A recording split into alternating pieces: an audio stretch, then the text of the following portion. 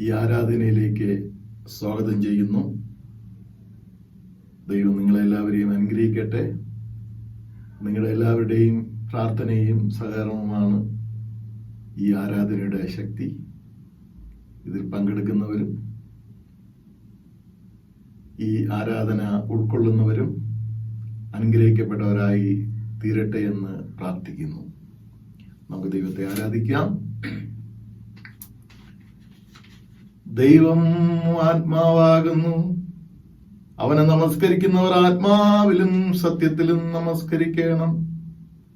നമ്മുടെ പിതാവായ ദൈവത്തിങ്കൽ നിന്നും കർത്താവായ യേശുക്രിസ്തുവിങ്കൽ നിന്നും നിങ്ങൾക്ക് കൃപയും സമാധാനം ഉണ്ടാകട്ടെ.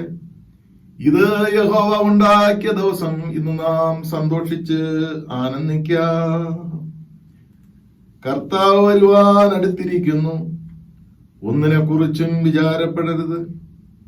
എല്ലാറ്റിലും പ്രാർത്ഥനയാലും അപേക്ഷയാലും നമ്മുടെ ആവശ്യങ്ങൾ സ്തോത്രത്തോടുകൂടി ദൈവത്തോട് അറിയിക്കത്രേ വേണ്ടത്.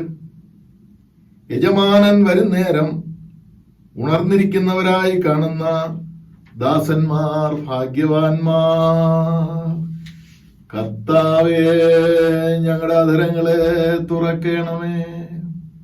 എന്നാൽ ഞങ്ങളുടെ വായ് നിന്റെ സ്തുതിയെ വർണ്ണിക്കും. പിതാവിനും പുത്രനും പരിശുദ്ധാത്മാവിനും മഹത്വം ഉണ്ടാകട്ടെ, ആദിയിങ്കലും എപ്പോഴും എന്നേക്കുമുള്ള പ്രകാരം തന്നെ. ആമേൻ. അവിടുത്തെ ശക്തിയാലും ജ്ഞാനത്താലും സകലത്തെയും സൃഷ്ടിക്കുകയും ഞങ്ങളുടെ രക്ഷിതാവായിരിക്കാൻ അവിടുത്തെ പുത്രനെ ഞങ്ങൾക്ക് നൽകുവാൻ തക്കോണം ലോകത്തെ സ്നേഹിക്കുകയും ചെയ്ത പിതാവായ ദൈവമേ, അങ്ങേക്ക് സ്തുതി ഉണ്ടായിരിക്കട്ടെ. പാപമൊഴികെ സർവത്തിലും ഞങ്ങൾക്ക് തുല്യമായി തീർന്നവനും ഞങ്ങളുടെ അതിക്രമങ്ങൾ നിമിത്തം മരണത്തിന് ഏൽപ്പിക്കപ്പെടുകയും ഞങ്ങളുടെ നീതീകരണത്തിനായി ഉയർപ്പിക്കപ്പെടുകയും ചെയ്ത പുത്രനായ ദൈവമേ, അങ്ങേക്ക് സ്തുതി ഉണ്ടാകട്ടെ. സകല സത്യത്തിൽ ഞങ്ങളെ വഴി നടത്തുകയും ദൈവസ്നേഹം ഞങ്ങളുടെ ഹൃദയത്തിൽ പകരുകയും ചെയ്യുന്ന പരിശുദ്ധാത്മാവായ ദൈവമേ, അങ്ങേക്ക് സ്തുതി ഉണ്ടാകട്ടെ. പിതാവും പുത്രനും പരിശുദ്ധാത്മാവായ ദൈവമേ, അവിടത്തേക്ക് സകല മഹത്വവും സ്തുതിയും എന്നും എന്നേക്കും ഉണ്ടായിരിക്കട്ടെ.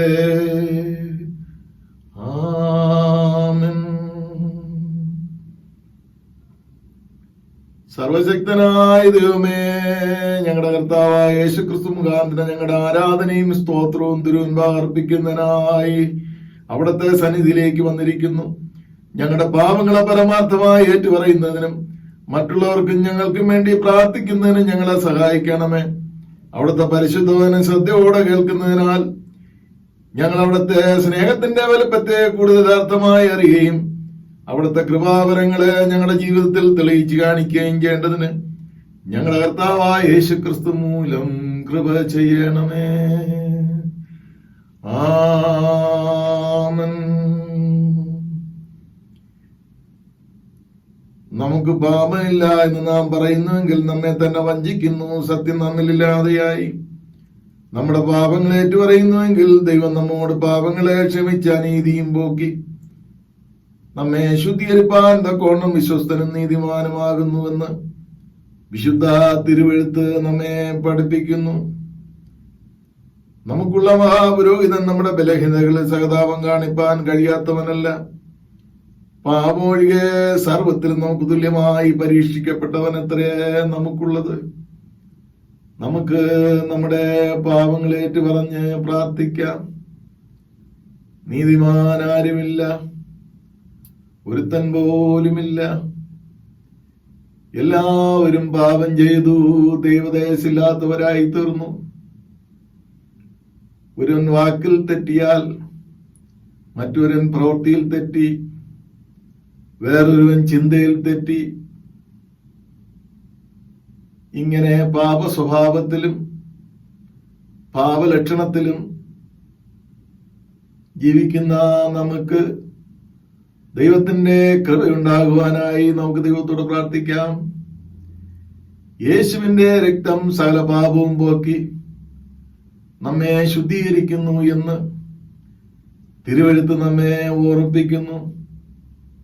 അതുകൊണ്ട് ആ പുണ്യാഹ രക്തത്തിൽ നമുക്ക് വിശ്വസിക്കാം.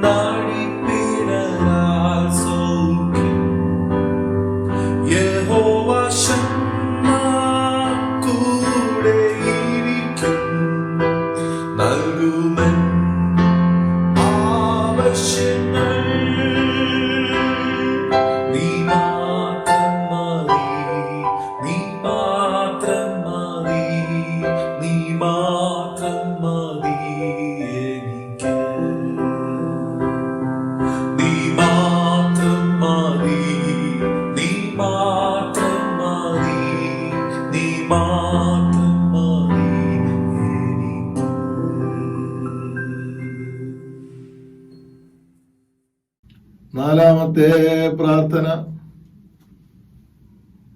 പിതാവും പുത്രനും പരിശുദ്ധാത്മാവുമായുള്ള സർവശക്തനായ ദൈവമേ, വിചാരത്തിലും വാക്കിലും ക്രിയയിലുമുള്ള ഞങ്ങളുടെ കഠിന കുറ്റം നിമിത്തം ഞങ്ങൾ നിന്നോട് പാപം ചെയ്തിരിക്കുന്നു എന്ന് തിരുമുൻപാകെ ഏറ്റു പറയുന്നു. ഞങ്ങളോട് കരുണയുണ്ടാകണമെന്ന് ഞങ്ങൾ നിന്നോട് പ്രാർത്ഥിക്കുന്നു. സർവശക്തനായ ദൈവമേ, ഞങ്ങളോട് കരുണയുണ്ടായി ഞങ്ങളുടെ സകല പാപങ്ങളോട് ക്ഷമിച്ച് സകല ദോഷത്തിൽ ഞങ്ങളെ വിടുവിച്ച് സകല നന്മയിലും ഉറപ്പിച്ച് ബലപ്പെടുത്തി നിത്യജീവനിലേക്ക് ഞങ്ങളെ പ്രവേശിപ്പിക്കണമേ. ആമേൻ. എപ്പോഴും കരുണയുണ്ടാകുകയും ക്ഷമിക്കുകയും ചെയ്യുന്ന സ്വഭാവവും ലക്ഷണമുള്ള ദൈവമേ, ഞങ്ങളുടെ താഴ്മയുള്ള അപേക്ഷകളെ കൈക്കൊള്ളണമേ. ഞങ്ങൾ ഞങ്ങളുടെ പാപച്ചങ്ങല കൊണ്ട് ബന്ധിക്കപ്പെട്ടവരാകുന്നെങ്കിലും ഞങ്ങളുടെ മധ്യസ്ഥനും കാര്യസ്ഥനുമായ യേശുക്രിസ്തുവിന്റെ ബഹുമാനത്തിനായിട്ട് നിന്റെ മഹാകരുണയോടുകൂടിയ കനിവുകൊണ്ട് ഞങ്ങളെ അഴിച്ചുവിടണമേ. ആമേൻ. ദൈവവചന ശുശ്രൂഷ. കർത്താവിനെ സ്തുതിപ്പിൻ. കർത്താവിന്റെ നാമം സ്തുതിക്കപ്പെടട്ടെ. ആഗമനകാലം നവംബർ 29. ആഗമനത്തിൽ ഒന്നാം ഞായർ. ക്രിസ്തുവിന്റെ വരവിനായി സന്തോഷപൂർവ്വം കാത്തിരിക്കുക. പ്രാർത്ഥന. ഞങ്ങളുടെ ദൈവമേ, അവിടുത്തെ പുത്രൻ ഞങ്ങൾ ആനന്ദവും പ്രത്യാശയും സമാധാനവും രക്ഷയും കണ്ടെത്തുന്നതിനായി ഞങ്ങൾ അങ്ങേക്ക് സ്തോത്രം കരയേറ്റുന്നു. രക്ഷയുടെ പൂർണ്ണതയ്ക്ക് വേണ്ടി കാംക്ഷിക്കുന്നവനും പ്രാർത്ഥിക്കുവാനും ഞങ്ങളെ സഹായിക്കണമേ. തങ്ങളുടെ സകല വിശുദ്ധനുമായിരുമായി ഞങ്ങളുടെ കർത്താവായ യേശുക്രിസ്തു വരുമ്പോൾ ഞങ്ങൾ അവന്റെ മുൻപാകെ അനന്യരും വെടിപ്പുള്ളവരുമായി കാണപ്പെടേണ്ടതിന് നിന്റെ രക്ഷയുടെ സന്തോഷത്താൽ ജീവിക്കുവാൻ നിന്റെ കൃപ ഞങ്ങൾക്ക് നൽകണമെന്ന് അവിടത്തോടും പരിശുദ്ധാത്മാവിനോടും കൂടെ ഏകദൈവമായി കാലാവസാനം കൂടാതെ ജീവിച്ചു വാഴുന്ന യേശുക്രിസ്തു മൂലം ഞങ്ങൾ അപേക്ഷിക്കുന്നു. ആമേൻ.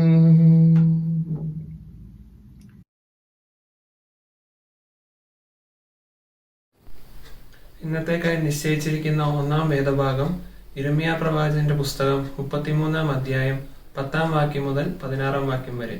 Jeremiah chapter 13 verses 10 to 16. യിരെമ്യാ 33-ാം അധ്യായം 10-ാം വാക്യം മുതൽ. യഹോവ ഇപ്രകാരം അരുളി ചെയ്യുന്നു: മനുഷ്യരും മൃഗവും ഇല്ലാതെ ശൂന്യമായിരിക്കുന്നു എന്ന് നിങ്ങൾ പറയുന്ന ഈ സ്ഥലത്തും യഹൂദ പട്ടണങ്ങളിലും മനുഷ്യനോ നിവാസികളോ മൃഗമോ ഇല്ലാതെ ശൂന്യമായിരിക്കുന്ന യെരുശലേം വീഥികളിലും ഇനിയും ആനന്ദഘോഷവും സന്തോഷധ്വനിയും മണവാളന്റെ സ്വരവും മണവാട്ടിയുടെ സ്വരവും. സൈന്യങ്ങളുടെ യഹോവയെ സ്തുതിപ്പീൻ. യഹോവ നല്ലവനല്ലോ, അവന്റെ ദയ എന്നേക്കുമുള്ളത് എന്ന് പറയുന്നവരുടെ ശബ്ദവും യഹോവയുടെ ആലയത്തിൽ സ്തോത്രയാഗം കൊണ്ടുവരുന്നവരുടെ ശബ്ദവും കേൾക്കും.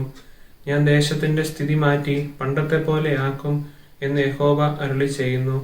സൈന്യങ്ങളുടെ യഹോവ ഇപ്രകാരം അരുളി ചെയ്യുന്നു: മനുഷ്യനും മൃഗവും ഇല്ലാതെ ശൂന്യമായിരിക്കുന്ന ഈ സ്ഥലത്തും അതിന്റെ സകല പട്ടണങ്ങളിലും ആടുകളെ കിടത്തുന്ന ഇടയന്മാർക്ക് ഇനിയും മേച്ചിൽപ്പുറം ഉണ്ടാകും. മലനാട്ടിലെ പട്ടണങ്ങളിലും താഴ്വീതിയിലെ പട്ടണങ്ങളിലും തെക്കേ പട്ടണങ്ങളിലും ബെന്യാമീൻ ദേശത്തും യെരുശലേമിന്റെ ചുറ്റുവട്ടത്തിലും യഹൂദ പട്ടണങ്ങളിലും ആടുകൾ എണ്ണുന്നവന്റെ കൈക്ക് കീഴെ ഇനിയും കടന്നുപോകും എന്ന് യഹോവ അരുളി ചെയ്യുന്നു. ഞാൻ ഇസ്രായേൽ ഗൃഹത്തോടും യഹൂദ ഗൃഹത്തോടും അരുളി ചെയ്ത നല്ല വചനം നിവർത്തിക്കുന്ന കാലം വരും എന്ന് യഹോവയുടെ അരുളപ്പാട്. ആ നാളുകളിലും ആ കാലത്തും ഞാൻ ദാവീദിന് നീതിയുള്ളൊരു മുളയായവനെ മുളപ്പിക്കും. അവൻ ദേശത്ത് നീതിയും ന്യായവും നടത്തും. അന്നാളിൽ യഹൂദ രക്ഷിക്കപ്പെടും, യെരുശലേം നിർഭയമായി വസിക്കും. അതിന് യഹോവ നമ്മുടെ നീതി എന്ന് പേർ പറയും. ഇവിടെ 1-ാം വേദഭാഗം വായിച്ച് അവസാനിക്കുന്നു.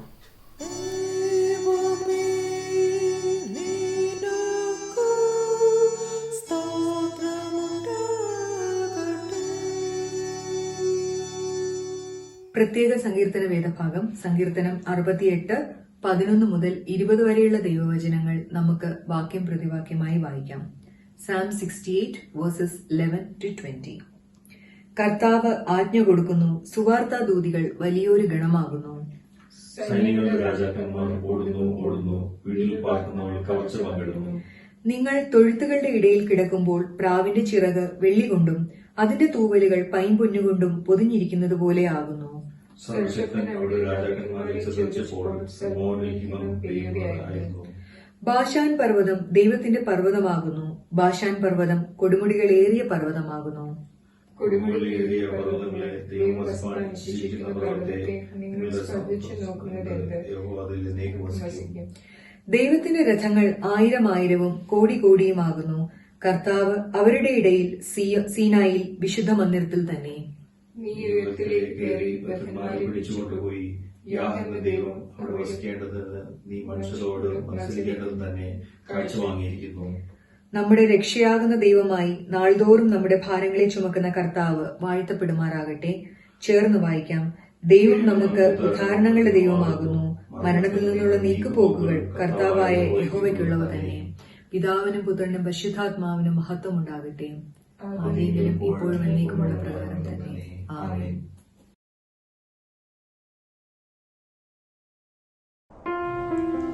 Matthew chapter 5 verses 3 to 12. I repeat, Matthew chapter 5 verse 3 to 12. The Beatitudes. Blessed are the poor in spirit, for theirs is the kingdom of heaven. Blessed are those who mourn, for they will be comforted. Blessed are the meek, for they will inherit the earth. Blessed are those who hunger and thirst for righteousness, for they will be filled. Blessed are the merciful, for they will be shown mercy. Blessed are the pure in heart, for they will see God. Blessed are the peacemakers, for they will be called sons of God. Blessed are those who are persecuted because of righteousness, for theirs is the kingdom of heaven. Blessed are you when people insult you, persecute you, and falsely say all kinds of evil against you because of me.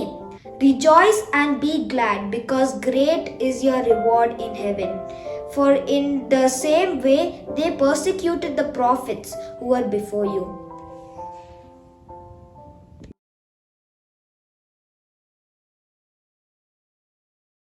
ഈ ദിവസത്തേക്കായുള്ള 2-ാം പാഠം അപ്പോസ്തലനായ വിശുദ്ധ പൗലോസ് തെസ്സലോനിക്കർക്ക് എഴുതിയ 1-ാം ലേഖനം 3-ാം അധ്യായം 6 മുതൽ 13 വരെയുള്ള ദൈവവചനങ്ങളെ കേൾപ്പിക്കും. തെസ്സലോനിയൻസ് chapter 3 versus 6 to 13. ഇപ്പോഴോ തിമോഥെയോസേ, നിങ്ങളുടെ അടുക്കൽ നിന്ന് വന്ന് നിങ്ങളുടെ വിശ്വാസത്തെയും സ്നേഹത്തെയും പറ്റി ഞങ്ങൾ നിങ്ങളെ കാണുവാൻ വാഞ്ചിക്കുന്നത് പോലെ നിങ്ങൾ ഞങ്ങളെയും കാണുവാൻ വാഞ്ചിച്ചുകൊണ്ട് ഞങ്ങളെക്കുറിച്ച് നിങ്ങൾക്ക് എപ്പോഴും നല്ല ഓർമ്മ ഉണ്ട് എന്നും ഞങ്ങളോട് സദ്വർത്തമാനം അറിയിച്ച കാരണത്താൽ സഹോദരന്മാരെ, ഞങ്ങളുടെ സകല കഷ്ടത്തിലും സങ്കടത്തിലും നിങ്ങളുടെ വിശ്വാസം ഹേതുവായി ഞങ്ങൾ നിങ്ങളെക്കുറിച്ച് ആശ്വാസം പ്രാപിച്ചു. നിങ്ങൾ കർത്താവിൽ നിലനിൽക്കുന്നു എന്നറിഞ്ഞ് ഞങ്ങൾ വീണ്ടും ജീവിക്കുന്നു. നമ്മുടെ ദൈവത്തിന്റെ സന്നിധിയിൽ നിങ്ങളെ ചൊല്ലി ഞങ്ങൾ സന്തോഷിക്കുന്ന സകല സന്തോഷത്തിനും തക്കതായ ദൈവത്തിന് എന്തൊരു സ്തോത്രം ചെയ്യുവാൻ ഞങ്ങളാൽ കഴിയും. ഇനി നിങ്ങളുടെ മുഖം കാണുവാനും നിങ്ങളുടെ വിശ്വാസത്തിന്റെ കുറവ് തീർപ്പാനുമായി ഞങ്ങൾ രാവും പകലും വളരെ താല്പര്യത്തോടെ പ്രാർത്ഥിച്ചു പോരുന്നു. നമ്മുടെ ദൈവവും പിതാവുമായവന് നമ്മുടെ കർത്താവുമായ യേശുവും ഞങ്ങൾ നിങ്ങളുടെ അടുക്കൽ വരുവാൻ വഴി നിരത്തി തരുമാറാകട്ടെ. എന്നാൽ ഞങ്ങൾക്ക് നിങ്ങളോടുള്ള സ്നേഹം വർദ്ധിക്കുന്നതുപോലെ കർത്താവ് നിങ്ങൾക്കും തമ്മിലും എല്ലാവരോടുമുള്ള സ്നേഹം വർദ്ധിപ്പിച്ച് കവിയുമാറാക്കുകയും ഇങ്ങനെ നമ്മുടെ കർത്താവായ യേശു തൻ്റെ സകല വിശുദ്ധന്മാരുമായി വരുന്ന പ്രത്യക്ഷതയിൽ നമ്മുടെ ദൈവവും പിതാവുമായവന്റെ മുൻപാകെ വിശുദ്ധീകരണത്തിൽ അനന്യരായി വെളിപ്പെടും വണ്ണം നിങ്ങളുടെ ഹൃദയങ്ങളെ സ്ഥിരപ്പെടുത്തുകയും ചെയ്യുമാറാകട്ടെ. ഇവിടെ രണ്ടാം പാഠം അവസാനിച്ചു.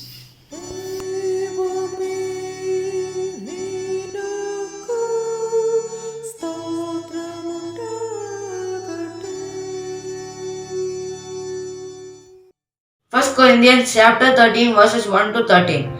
If I speak in the tongues of mortal and of angels, but do not have love, I am noise-going or a clanging cymbal. And it has prophetic power and understand all my mysteries and all knowledge. And if I have all faith so as to remove mountains, but do not have love, I am nothing. If I give away all my possession and if I hand over my body, so that I may boast but do not have love, I gain nothing. Love is patient, love is kind, love is not even various, or boastful, or angered, rude. It does not incite on its own way. It is not irritable or resentful. It does not rejoice in the wrongdoing, but rejoices in truth. It bears all things, believes, all things hope, all things endure. Love never ends, but as prophetics, they will come to an end. As for tongues, will cause, as for knowledge, it will come to an end. For we know only the part, and we prophetics only in part, but when we complete comes to pattern, will come to an end. When I was a child, I spoke like a child, I thought like a child, I reasoned like a child. When I became an adult, I put to an end to childish ways. For now we see in a mirror dimly, but then we will see face to face. Now I know, only in part I will know, fully even as I have been fully known. And no faith, hope and love abide. This there and greatest of this is love. Here ends the lesson.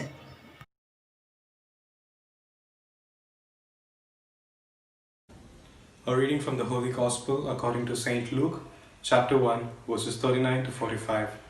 Luke, chapter 1, verses 39 to 45. In those days, Mary arose and went with haste into the hill country to a town in Judah.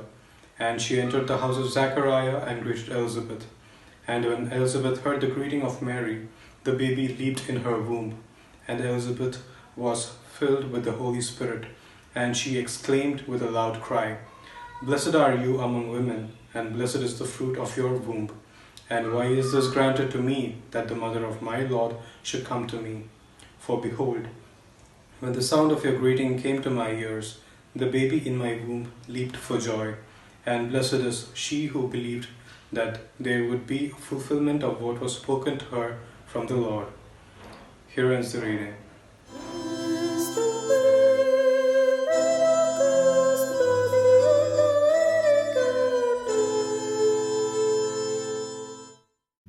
ഇന്നേക്കുള്ള പ്രത്യേക പ്രാർത്ഥനകൾ.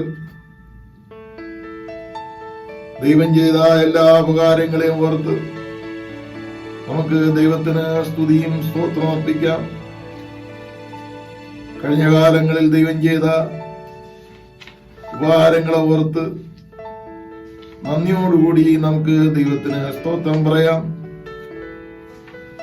വിശേഷാൽ വിവാഹ വാർഷികം, birthdays മുതലായവ കൊണ്ടാടുന്നവരെ ഓർക്കുകയും അവർക്ക് വേണ്ടി പ്രാർത്ഥിക്കുകയും ചെയ്യാം. രോഗികളെയും ദുരിതത്തിലിരിക്കുന്നവരെയും കഷ്ടപ്പെടുന്നവരെയും ദൈവസന്നിധിയിൽ നമുക്ക് ഓർക്കുകയും അവർക്ക് വേണ്ടി പ്രാർത്ഥിക്കുകയും ചെയ്യാം. പ്രത്യേക ഈ കാലഘട്ടത്തിൽ COVID-19 അസുഖത്താൽ പലതരത്തിലുള്ള ഭാരങ്ങൾ അനുഭവിക്കുന്ന ഈ പ്രത്യേക സന്ദർഭത്തിൽ ദൈവത്തിന്റെ കൃപയും അനുഗ്രഹവും ലഭിക്കുവാനായി നമുക്ക് ദൈവത്തോട് പ്രാർത്ഥിക്കാം. ജീവന്റെ ദാതാവും ജീവൻ നിലനിർത്തുന്നവനും സൗഖ്യം നൽകുന്നവനും കുടുംബം ദാനം ചെയ്യുന്നവനും കുടുംബത്തിന്റെ മധ്യസ്ഥനായി പ്രവർത്തിക്കുന്നവനുമായ ഞങ്ങളുടെ കർത്താവേ, പ്രത്യേകാൽ പുതിയ വർഷത്തിൽ പ്രവേശിച്ചിരിക്കുന്ന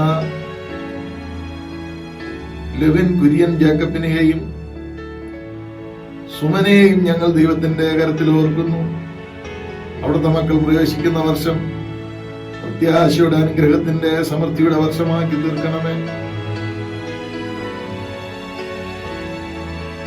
കർത്താവേ, ദൈവത്തിൽ നിന്ന് നന്ദി പ്രാപിച്ചുകൊണ്ട് പുതിയ ഒരു വർഷത്തിലേക്ക് പ്രവേശിച്ചിരിക്കുന്ന ഷാജി പോളിനെയും ഡെയ്സി ഷാജിയെയും ഞങ്ങൾ ഓർക്കുന്നു.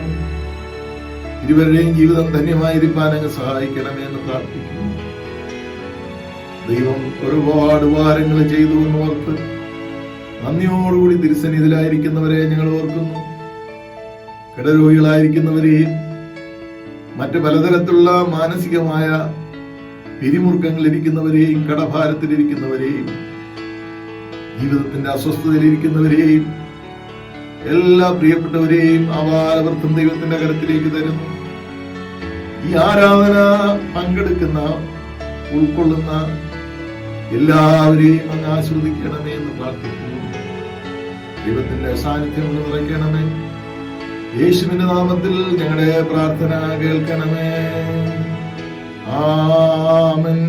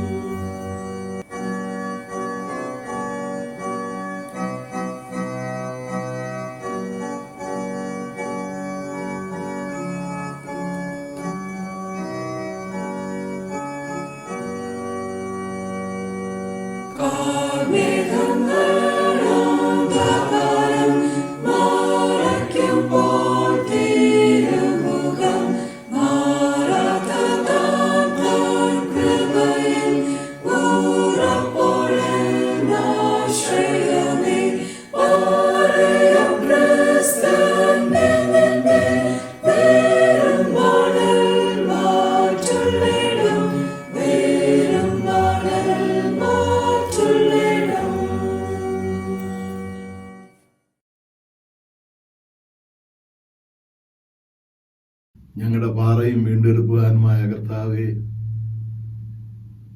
അടിയന്റെ വായിലെ വാക്കുകളും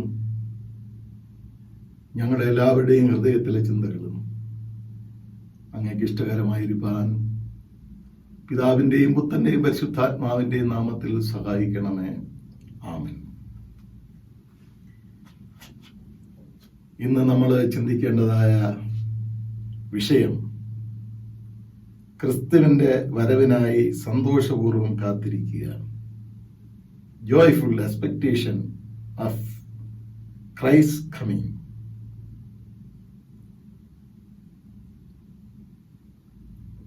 ആഗമന കാലത്തിൽ നാം പ്രവേശിച്ചിരിക്കുകയാണ്. രണ്ട് ചിന്തകളാണ് ഈ കാലഘട്ടങ്ങളിൽ നാം ചിന്തിക്കുന്നത്. ഒന്നാമതായി, coming of Christ into the world. ക്രിസ്തു ലോകത്തിൽ രക്ഷകനായി പിറന്ന സംഭവങ്ങളെ ധ്യാനിക്കുവാനുള്ള ഒരുക്കവും,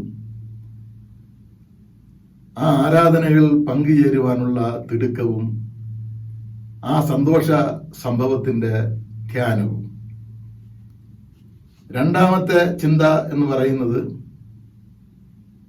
ഞാൻ പോയി സ്ഥലമൊരുക്കിയാൽ പോയതുപോലെ തിരിച്ചു വന്ന് നിങ്ങളെ എൻ്റെ അടുക്കൽ ചേർത്തുകൊള്ളും എന്ന് യേശുക്രിസ്തു തന്റെ സഭയോട് പറഞ്ഞിട്ടുള്ള വാഗ്ദാനത്തിന്റെ നിവർത്തിക്കായുള്ള കാത്തിരിപ്പ്. ഈ രണ്ട് ചിന്തകളാണ് ആഗമനം, അതായത് അഡ്വെന്റ് എന്ന ഈ സാഹചര്യത്തിൽ, പ്രത്യേകിച്ച് ഈ സീസണിൽ, ഈ കാലഘട്ടങ്ങളിൽ നാം ചിന്തിക്കുന്നത്. ഇന്ന് നമുക്ക് നൽകിയിട്ടുള്ള വേദഭാഗങ്ങളിൽ നിന്ന് യേശുക്രിസ്തുവിന്റെ രണ്ടാം വരവ് ഭാഗികമായും, പ്രത്യേകിച്ച് ക്രിസ്മസിനോട് അടുത്തുകൊണ്ടിരിക്കുന്ന കാലഘട്ടം ആയതുകൊണ്ട് യേശുക്രിസ്തുവിന്റെ ഒന്നാം വരവ്, ജനനത്തെ സംബന്ധിച്ചുള്ള സംഗതികൾ, ചില വസ്തുതകൾ അല്പം വിശാലമായും ചിന്തിക്കുവാനായി ഞാൻ ആഗ്രഹിക്കുന്നു. യിരെമ്യാ പുസ്തകം 33-ാം അധ്യായം 10 മുതൽ 16 വരെ വായിക്കുമ്പോൾ അതിനകത്ത് നിന്ന് നമുക്ക് വരുന്ന ഒരു ചിന്ത, ഒരു മഹാസന്തോഷത്തിന്റെ അനുഭവം അവിടെ പ്രവാചകൻ പങ്കുവച്ചിരിക്കുന്നു. 589 BC-യിലാണ് ഈ പ്രവചനം യിരെമ്യാവ് നൽകിയത്. അതിലെ വളരെ പ്രധാനപ്പെട്ട ഒരു പ്രവചന ഭാഗമാണ് ഈ പ്രവചനം. നമുക്ക് ഈ പ്രവചനത്തെ എ കംഫർട്ടബിൾ പ്രൊഫസി എന്ന് നമുക്ക് പറയാം. ബാബിലോൺ പ്രവാസത്തിൽ നിന്ന്, അതിന്റെ തിക്തമായ അനുഭവത്തിൽ നിന്ന് അവർക്കൊരു മോചനം ഉണ്ടാകും എന്നാണ് പ്രവാചകൻ ഇവിടെ സംസാരിക്കുന്നത്. എല്ലാം നഷ്ടപ്പെട്ടു, ആശയ്ക്ക് ഭംഗം വന്നു, ഇനി ഒരിക്കലും തിരികെ പോകുവാൻ സാധിക്കുകയില്ല, ഇനി ഒരിക്കലും പഴയ സന്തോഷം തിരിച്ചു വരികയില്ല എന്ന ദുഃഖകരമായ അവസ്ഥയിൽ ജീവിക്കുന്ന മനുഷ്യരെ സംബന്ധിച്ചിടത്തോളം ഈ പ്രവചനം അവർക്ക് സന്തോഷം പകരുന്ന ഒന്നാണ്. A promise of the restoration of the Jews. The city will rebuild and reestablished. എല്ലാ ആശയും നഷ്ടപ്പെട്ട് നേരത്തെ ഞാൻ പറഞ്ഞതുപോലെ ദുഃഖത്തിലും നിരാശയിലും ആയിരുന്ന ജനത്തിന് ഒരു സന്തോഷം തരുന്ന സുവാർത്ത ലഭ്യമായിരിക്കുന്നു.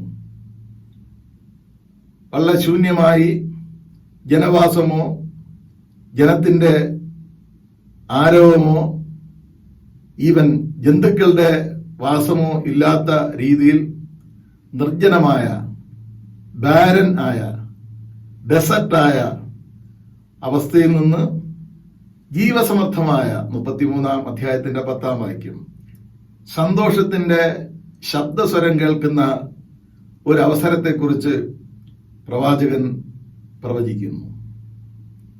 മണവാളന്റെയും മണവാട്ടിയുടെയും സന്തോഷം വീണ്ടും പരിപൂർണമാകുവാൻ പോകുന്നു.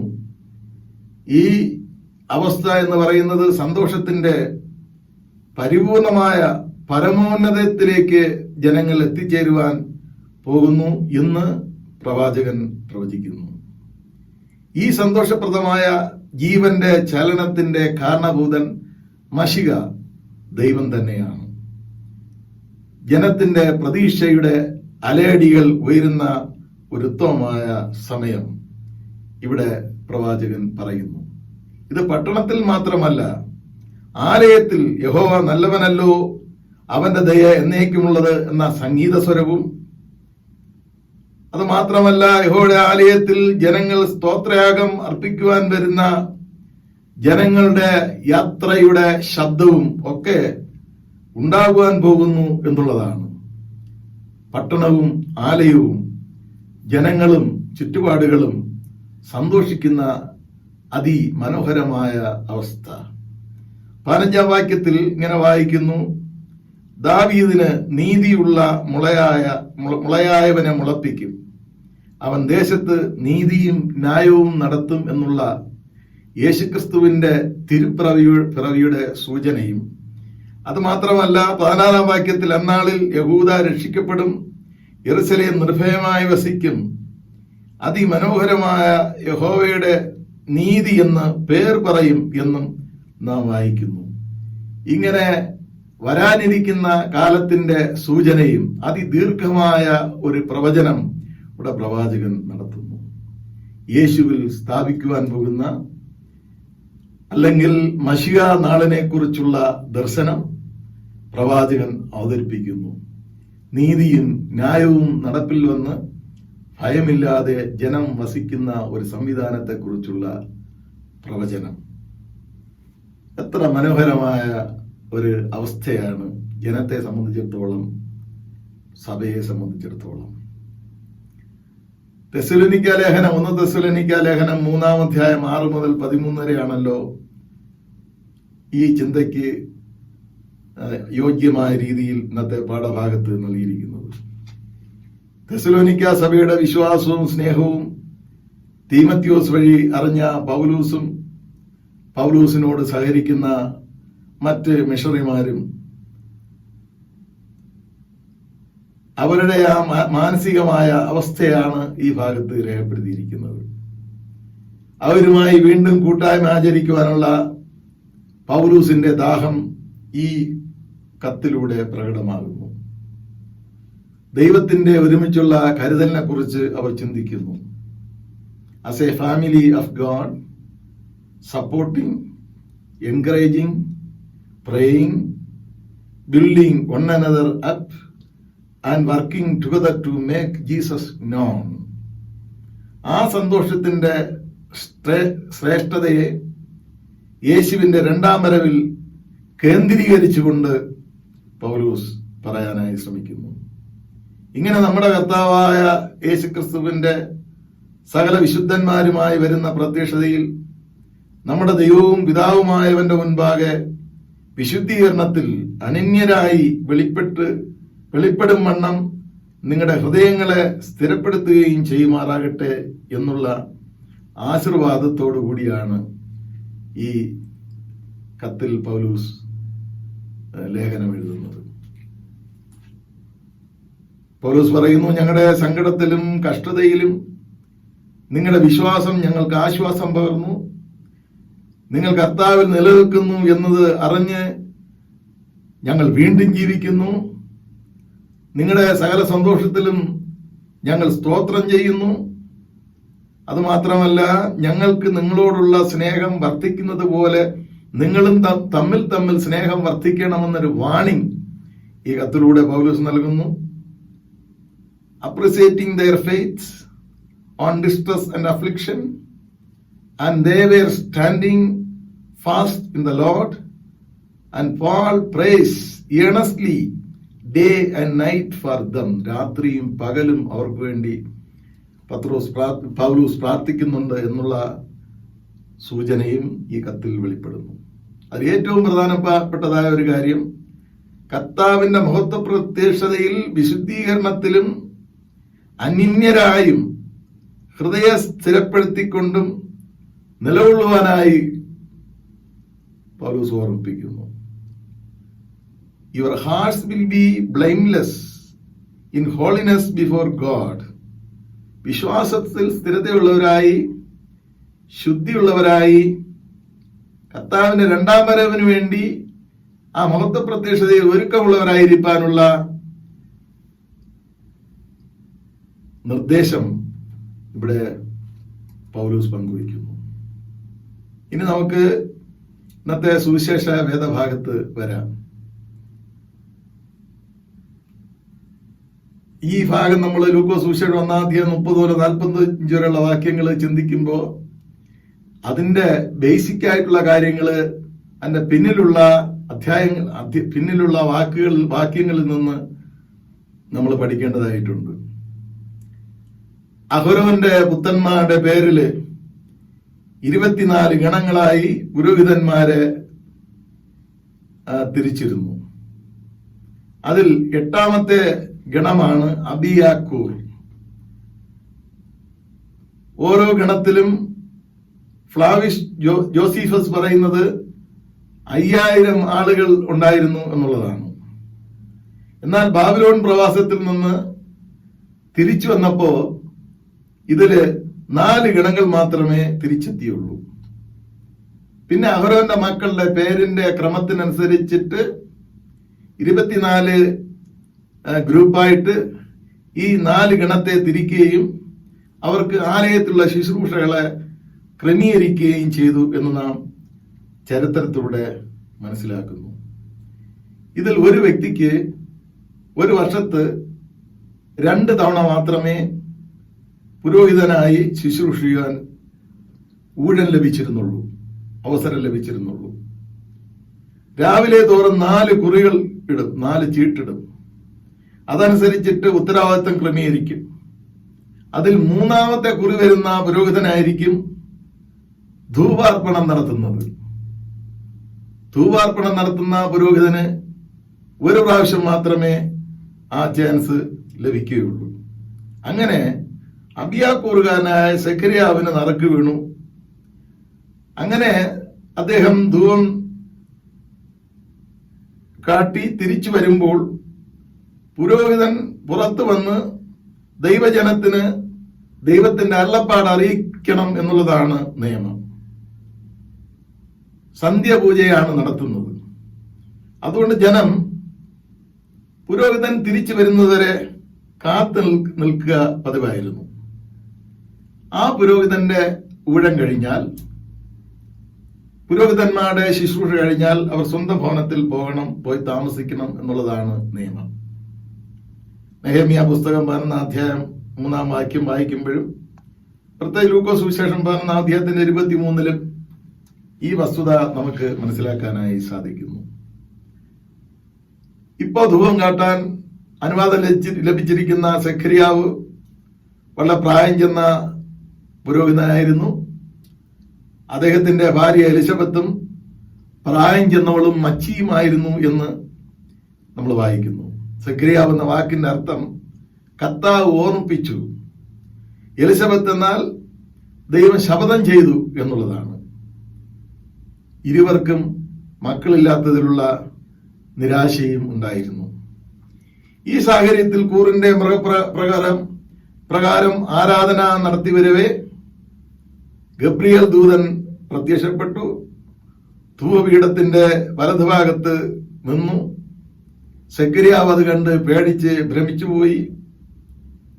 ഗബ്രിയേൽ പറഞ്ഞു, ഭയപ്പെടേണ്ട, നിന്റെ പ്രാർത്ഥനയ്ക്ക് ഉത്തരമായി നിന്റെ ഭാര്യ എലിസബത്ത് ഒരു മകനെ പ്രസവിക്കും.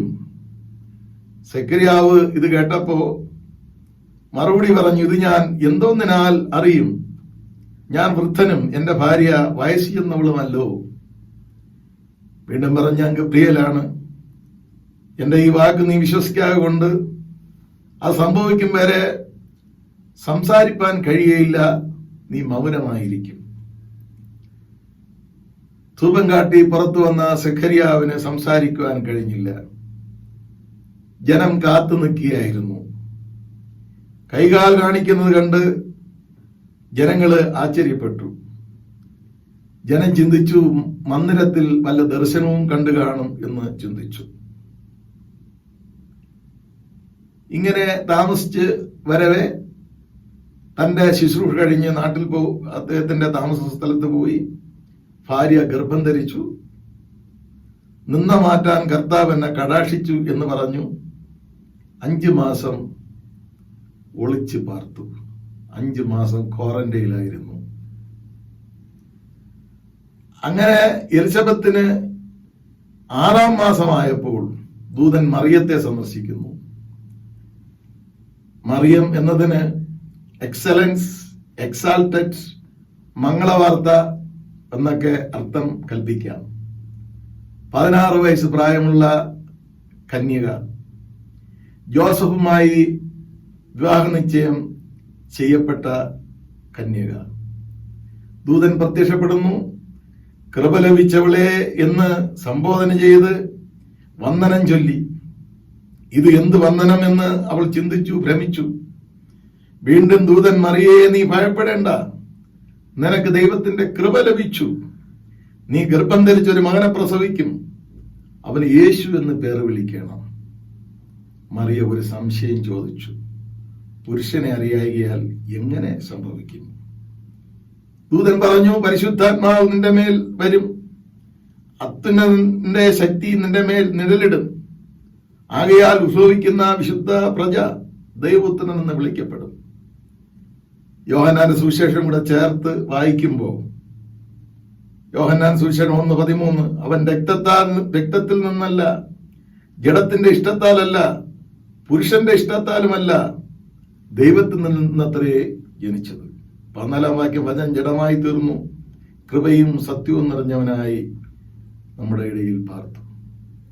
എന്നിട്ട് ദൈവദൂതൻ ഒരു കാര്യം കൂടെ അവളോട് പറഞ്ഞു, നിന്റെ ചാർച്ചക്കാരത്തി എലിസബത്തും വാർദ്ധക്യത്തിൽ ഒരു മകനെ ഗർഭം ധരിച്ചിരിക്കുന്നു. മച്ചി എന്ന് പറഞ്ഞവൾക്ക് ഇത് 6-ാം മാസം. 36-37 വാക്യം, ദൈവത്തിന് ഒരു കാര്യവും അസാധ്യമല്ലല്ലോ. മറിയ പറഞ്ഞു, ഞാൻ കർത്താവിന്റെ ദാസി, നിന്റെ വാക്കുപോലെ എനിക്ക് ഭവിക്കട്ടെ.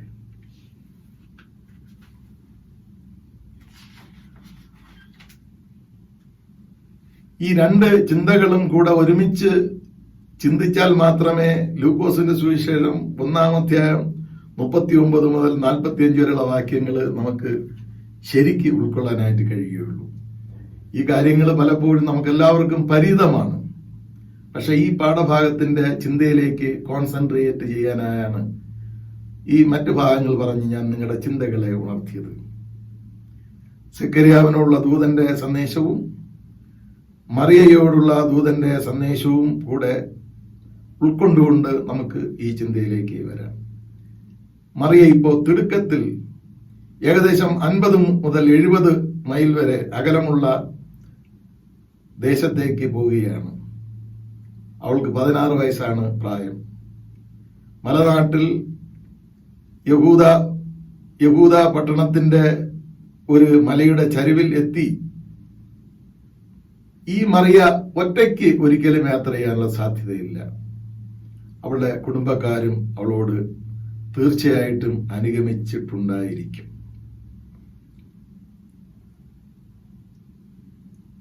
ചില എഴുത്തുകാർ പറയുന്നത് ഈ യാത്രയ്ക്ക് ഏകദേശം 3-4 ദിവസം വേണ്ടിവരും എന്നാണ്. 3-4 ദിവസം യാത്ര ചെയ്തു. തിടുക്കത്തിൽ യാത്ര പുറപ്പെട്ടു. എന്തിനാണ് തിടുക്കത്തിൽ പോയത്? എന്തിനാണ് ബന്ധപ്പെട്ടു പോയത്? എന്തിനാണ് ഈ മറിയത്തിന്റെ തിടുക്കം? പുരുഷനറിയാതെ ഗർഭിണിയായി തീർന്ന അപവാദം ഒളിച്ചു വെക്കാൻ വേണ്ടിയാണോ? അല്ല. ദൈവദൂതൻ പറഞ്ഞത് ശരിയാണോ എന്ന് എലിസബത്തുമായി തട്ടിച്ചു നോക്കുവാനാണോ? ഒരിക്കലുമല്ല. പിന്നെ എന്തിനാണ് ഈ തിടുക്കം? അതോ 16 വയസ്സ് മാത്രം പ്രായമുള്ള ഈ മറിയ തന്റെ ചാർച്ചക്കാരിയായ എലിസബത്തിനെ ശുശ്രൂഷ ചെയ്യാൻ വേണ്ടിയാണോ? അല്ല. ഈ തിടുക്കം ആരാധനയ്ക്ക് വേണ്ടിയുള്ള തിടുക്കമാണ്. എലിസബത്തും മറിയയും ഒന്നുചേർന്ന് ദൈവം പ്രവർത്തിച്ചിരിക്കുന്ന പ്രവൃത്തിയെക്കുറിച്ച്, മനുഷ്യരാൽ കഴിയാത്ത രീതിയിൽ ദൈവം പ്രവർത്തിച്ചിരിക്കുന്നതിനെ കുറിച്ച് ഒരുമിച്ച് ദൈവത്തെ സ്തുതിക്കുവാനുള്ള, ആരാധിക്കുവാനുള്ള തിടുക്കമാണ് ലൂക്കോസിന്റെ സുവിശേഷം 1-ാം അധ്യായം 39 മുതൽ 45 വരെയുള്ള വാക്യങ്ങൾ രേഖപ്പെടുത്തുന്ന ഈ വാക്യത്തിൽ നിന്ന് നമുക്ക് മനസ്സിലാക്കാനായിട്ട് സാധിക്കുന്നത്. ദൈവത്തിന്റെ പദ്ധതിയുടെ പൊരുൾ എങ്ങനെയെന്ന് വെളിപ്പെടുത്തുന്ന രംഗമാണ് ഇവിടെ എലിസബത്തും മേരിയും തമ്മിലുള്ള സംഗമം, കൂടിക്കാഴ്ച. ദൈവം ചെയ്ത കൃപകളെ ഓർത്ത് ദൈവത്തെ സ്തുതിക്കുവാനുള്ള ഒരു തിടുക്കം, ദൈവ പദ്ധതിയോടുള്ള വിധേയത്വം, ഇതൊക്കെ ഈ ഭാഗത്ത് നമുക്ക് വായിച്ചെടുക്കാനായിട്ട് സാധിക്കും. ഈ സംഗമം വൈദ്യനായ ലൂക്കോസ്, കൊലോസ്യ ലേഖനം 4-ാം അധ്യായം 14-ാം വാക്യത്തിൽ ലൂക്കോസ് വൈദ്യനാണെന്ന് അവിടെ രേഖപ്പെടുത്തിയിട്ടുണ്ട്. ദൈവശാസ്ത്രത്തിന്റെ ശാസ്ത്രീയതയിൽ രേഖപ്പെടുത്തിയിരിക്കുന്നു. റബേക്കയുടെ ഉദരത്തിൽ ഏശാവും ഏലിയാവും തമ്മിൽ തിക്കിയപ്പോൾ, ഉൽപ്പത്തി പുസ്തകം 25-ാം അധ്യായം 22 മുതൽ, അതിന്റെ ഗ്രീക്ക് പരിഭാഷ മല്ലിട്ടു എന്നല്ല, കുതിച്ചു ചാടി എന്നാണ്. അങ്ങനെ റബേക്കയുടെ ഗർഭപാത്രത്തിൽ ഇങ്ങനെ കുതിച്ച് ചാടിയപ്പോൾ റബേക്ക ദൈവത്തോട് പ്രാർത്ഥിച്ചു. വലിയ ടെൻഷനായി റബേക്കയ്ക്ക്. ഉത്തരം കിട്ടി, മൂത്തവൻ ഇളയവനെ സേവിക്കും എന്ന് അവൾക്ക് അരുളപ്പാടുണ്ടായി. ഇവിടെ യോഹന്നാൻ കർത്താവായ യേശു ക്രിസ്തുവിന്റെ ദൗത്യത്തിന് മുന്നോടിയായി സേവിക്കുവാനുള്ളത് എന്നുള്ളത് മുൻകൂട്ടി ദൈവം വെളിപ്പെടുത്തി കൊടുത്തതാണ്. ഈ അധ്യായത്തിൽ 1-ാം അധ്യായം 17-ാം വാക്യത്തിൽ അത് രേഖപ്പെടുത്തിയിട്ടുണ്ട്. അങ്ങനെ ഈ ഒരു കാഴ്ച കണ്ടപ്പോൾ, ഈ ഒരു ശബ്ദം കേട്ടപ്പോൾ ഗർഭാശയത്തിൽ സന്തോഷം കൊണ്ട് തുള്ളിച്ചാടിയ ആ കുഞ്ഞിന്റെ ചലനത്തെ വളരെ വ്യക്തമായ രീതിയിൽ ലൂക്കോസ് രേഖപ്പെടുത്തിയിരിക്കുകയാണ്. 2 വ്യക്തികളുടെ കൂടിക്കാഴ്ചയാണ്. വൃദ്ധനായ സഖരിയാവ് മച്ചിയും പ്രായം ചെന്നവളായ എലിസബത്തുമായി ജീവിച്ചിട്ട് ദൈവത്തിന്റെ കൃപയാൽ ഗർഭം ധരിച്ചിരിക്കുന്ന എലിസബത്തും ദൈവകൃപയാലും പരിശുദ്ധാത്മാവിന്റെ സഹായത്താലും സർവശക്തിയുള്ള ദൈവത്തിന്റെ ശക്തി നിഴലിട്ടതിനാലും ഒരു മനുഷ്യ കരത്താലും മനുഷ്യ രക്തത്താലും ആവിർഭവിക്കാതെ തികച്ചും ദൈവാത്മാവിനാൽ ആവിർഭവിച്ച ഒരുവായ ഒരു ശിശുവിനെ വഹിക്കുവാൻ ആരംഭിച്ചിരിക്കുന്ന ആ 2 മാതാക്കൾ തമ്മിലുള്ള കൂടിക്കാഴ്ചയാണ്. മാനുഷികതയും ദൈവികതയും ഒരുമിച്ച് ചേർന്ന കൂടിക്കാഴ്ച. 2ലും ദൈവത്തിന്റെ കൃപയും ദൈവത്തിന്റെ അനുഗ്രഹവും പകർന്നിരിക്കുന്നു. അതുമാത്രമല്ല, ചരിത്രകാരന്മാരെ രേഖപ്പെടുത്തുന്നത് പഴയ നിയമത്തിന്റെ അവസാന കണ്ണിയായ യോഹന്നാനും പുതിയ നിയമത്തിന്റെ ആരംഭമായ യേശുക്രിസ്തുവും, ഇതിന്റെ 2 റെപ്രസെന്റേഷനും കൂടെ ചേർന്നുള്ള ഒരു കൂടിക്കാഴ്ചയാണ് ഈ കൂടിക്കാഴ്ച. ഇപ്പോൾ മറിയ, ഞാൻ നേരത്തെ പറഞ്ഞതുപോലെ, സക്കറിയാവിന്റെ വീട്ടിലെത്തിയിരിക്കുകയാണ്. എലിസബത്തിനെ വന്ദിച്ചു. ആ വന്ദനം കേട്ട ശബ്ദം കേട്ട് ആ ദർശനത്തിൽ കുഞ്ഞ് ചലിച്ചു എന്ന് രേഖപ്പെടുത്തിയിരിക്കുന്നു. അവൾ ഉച്ചത്തിൽ നിലവിളിച്ചു പറഞ്ഞു. ഈ നിലവിളിയെ ഇങ്ങനെ നമുക്ക് ചിന്തിക്കാം: she was exalted and worshipped, she was exalted and declared, she was exalted and witnessed. ആരാധിച്ചു, പ്രഖ്യാപിച്ചു, സാക്ഷിച്ചു. എന്താണ് സാക്ഷിച്ചത്? പരിശുദ്ധാത്മാവ് നിറഞ്ഞവളായി അവൾ സാക്ഷിച്ചു. ഈ സാക്ഷ്യം എലിസബത്തിന്റെ മാത്രം സാക്ഷ്യമല്ല, എലിസബത്തിന്റെ ഗർഭാശയത്തിൽ കിടക്കുന്ന കുഞ്ഞിന്റെയും കൂടെ സാക്ഷ്യമാണെന്ന് നാം മനസ്സിലാക്കണം. കാരണം അമ്മയുടെ ഉദരത്തിൽ വെച്ച് തന്നെ, ഗർഭാശയത്തിൽ വെച്ച് തന്നെ പരിശുദ്ധാത്മാവ് കൊണ്ട് നിറയുമെന്ന് ഇതേ അധ്യായത്തിൽ രേഖപ്പെടുത്തിയിട്ടുണ്ട്. ആ ചിന്തയും നമ്മുടെ മനസ്സിൽ ഉണ്ടായിരിക്കേണ്ടത് ആവശ്യമാണ്. 3 വ്യക്തികളാണ് ഈ സാക്ഷ്യത്തിന്റെ പങ്ക്. 1 ദൈവാത്മാവ്, 2 എലിസബത്ത്, 3 ഗർഭാശയത്തിൽ ഉരുവായിക്കൊണ്ടിരിക്കുന്ന സ്നാപയോഹന്നാൻ. ഇങ്ങനെ പറഞ്ഞു: സ്ത്രീകളിൽ നീ അനുഗ്രഹിക്കപ്പെട്ടവൾ, നിന്റെ ഗർഭഫലവും അനുഗ്രഹിക്കപ്പെട്ടത്. ബ്ലസറ്റ് എന്നതിന് മക്കാറിയോസ് എന്ന് ഗ്രീക്കിൽ പറയുന്നു, അഷ്രേ എന്ന് ഹീബ്രു ഭാഷയിലും പറയുന്നു. ഈ ബ്ലസഡ്നെസ് എന്നതിന്റെ ശരിയായ അർത്ഥം മനസ്സിലാക്കാൻ മത്തായി സുവിശേഷം 5-ാം അധ്യായത്തിലെ ബിയാറ്റിറ്റ്യൂഡ്, യേശുക്രിസ്തു മലയിൽ പ്രസംഗിച്ച ആ പ്രസംഗം മനസ്സിലാക്കിയാൽ നമുക്ക് ആ അർത്ഥം മനസ്സിലാക്കാനായിട്ട് സാധിക്കും. അതിലൊരു വാക്യം പറയുന്നത്: blessed are the poor in spirit, for theirs is the kingdom of heaven. നീ ഭാഗ്യവതിയാണെന്നുള്ള പ്രഖ്യാപനം, നീ ധന്യയാണെന്നുള്ള പ്രഖ്യാപനം ഇവിടെ നടത്തുന്നു. ദൈവത്തിന്റെ കൃപ ലഭിച്ചതുകൊണ്ട് അവൾ ഭാഗ്യവതിയാണ്. പൗലോസിനോട് പറഞ്ഞല്ലോ, എന്റെ കൃപ നിനക്ക് മതിയെന്ന്. കൃപ ഓരോരോ രീതിയിലാണ് ഓരോരുത്തർക്ക് നൽകുന്നത്. പക്ഷെ ഏറ്റവും വലിയ കൃപ, ഏറ്റവും ധന്യമായ കൃപ, ഭാഗ്യം ദൈവം മറിയയ്ക്ക് നൽകിയിരിക്കുന്നു. കാരണം ഒരു ശിശുവിനെ വഹിക്കുവാനുള്ള, രക്ഷകനെ വഹിക്കുവാനുള്ള ഭാഗ്യം ദൈവം മറിയയ്ക്ക് നൽകിയിരിക്കുന്നു. മറിയയ്ക്ക് കൃപ ലഭിച്ചിരിക്കുന്നു. ദൂതൻ അതുകൊണ്ടാണ് അവളെ കൃപ ലഭിച്ചവളെ എന്ന് സംബോധന ചെയ്തത്. ശരിയായ ഭാഷയിൽ വ്യക്തമായി എലിസബത്തിലൂടെ അത് സാക്ഷിക്കുന്നു. അവൾ എല്ലാ സ്ത്രീകളിലും വച്ച് അനുഗ്രഹിക്കപ്പെട്ടവൾ തന്നെയാണ്. മറിച്ച് അവൾ ആരാധ്യയല്ല. ആരാധ്യൻ ദൈവം മാത്രമാണ്. ആരാധ്യൻ ക്രിസ്തു മാത്രമാണ്. ആരാധ്യൻ യഹോവ മാത്രമാണ്. പക്ഷെ അവൾ ധന്യയുമാണ്, ഭാഗ്യവതിയുമാണ്, ദൈവത്താൽ നിയോഗിക്കപ്പെട്ടവളുമാണ്. ഒരിക്കലും ബിഷപ്പ് മോഡറേറ്റർ ആയപ്പോ ഒരു യുവ പട്ടക്കാരൻ വാട്സപ്പിലൂടെ ഒരു സന്ദേശം നൽകി. ആ സന്ദേശം ഇങ്ങനെയായിരുന്നു: ആരാധ്യനായ തിരുമേനിക്ക് 1000 അഭിവാദ്യങ്ങൾ. പക്ഷെ അദ്ദേഹത്തിന് ബഹുമാനമുള്ള തിരുമേനി എന്ന് എഴുതാം, ആദരണീയനായ തിരുമേനി എന്ന് എഴുതാം, ഭാഗ്യവാനായ തിരുമേനി എന്ന് എഴുതാം.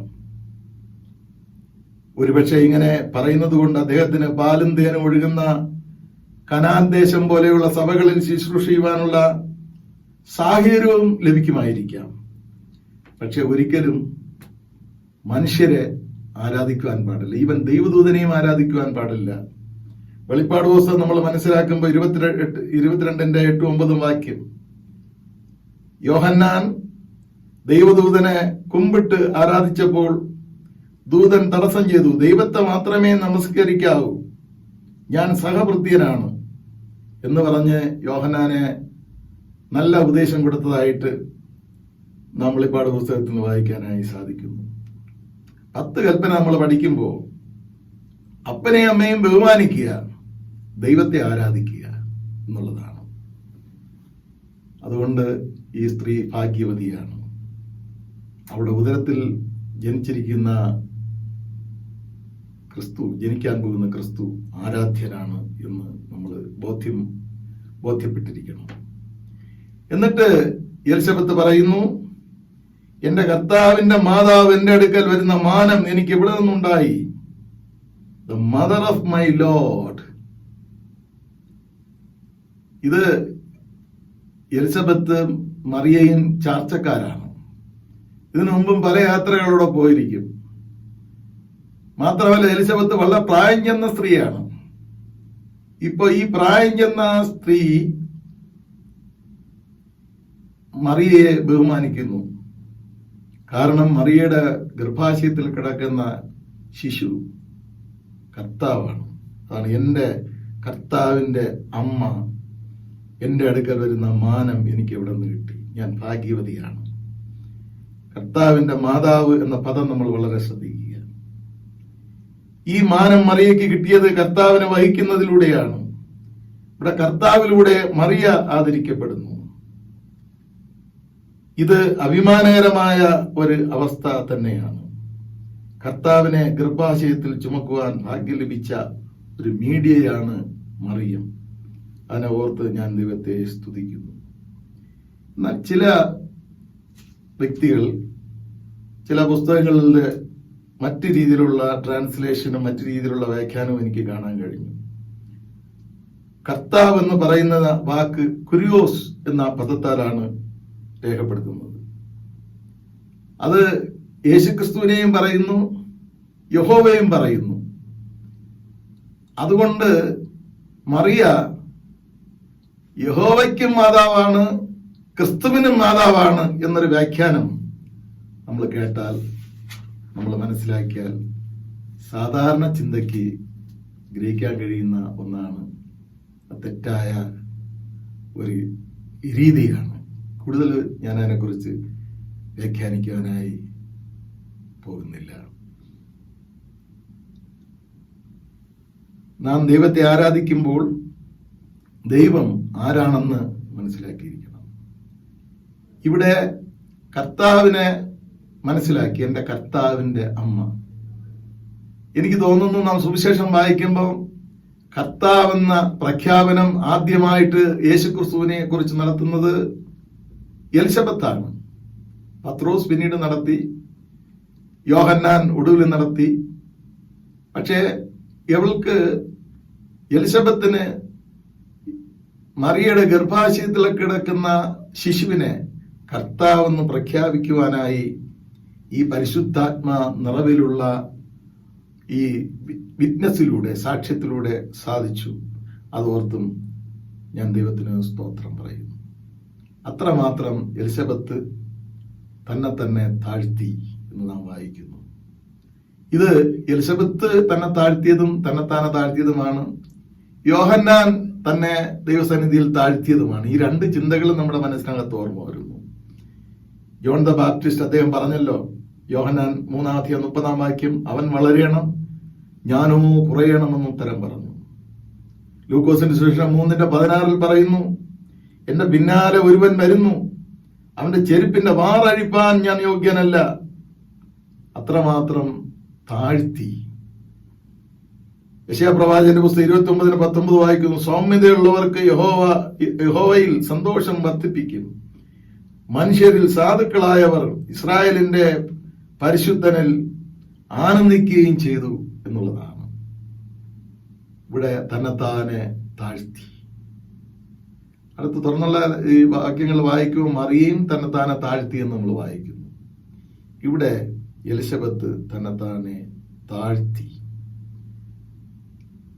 യേശുക്രിസ്തുവിന്റെ ദൈവികത്വത്തിന്റെ മുൻപിൽ അവൾ ആരാധിച്ചു, ഭക്തി പുരസരം ആരാധിച്ചു എന്ന് നാം ഗ്രഹിക്കുന്നു.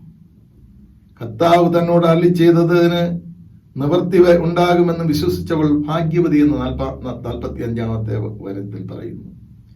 സകലജാതികൾക്ക് ഒരുക്കിയിരിക്കുന്ന രക്ഷയെ മറിയ ചുമന്നതിലൂടെ മറിയ അനുഗ്രഹിക്കപ്പെട്ടവളായി, ഭാഗ്യവതിയായി തീർന്നു.